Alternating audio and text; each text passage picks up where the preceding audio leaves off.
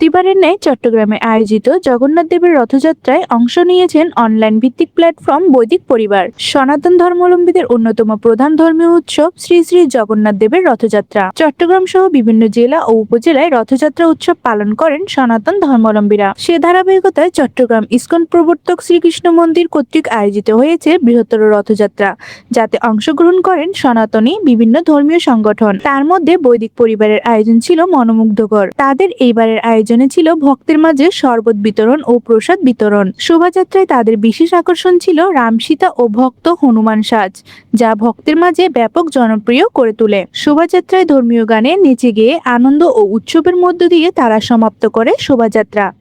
জয় দাস, সত্য সনাতন টিভি, চট্টগ্রাম।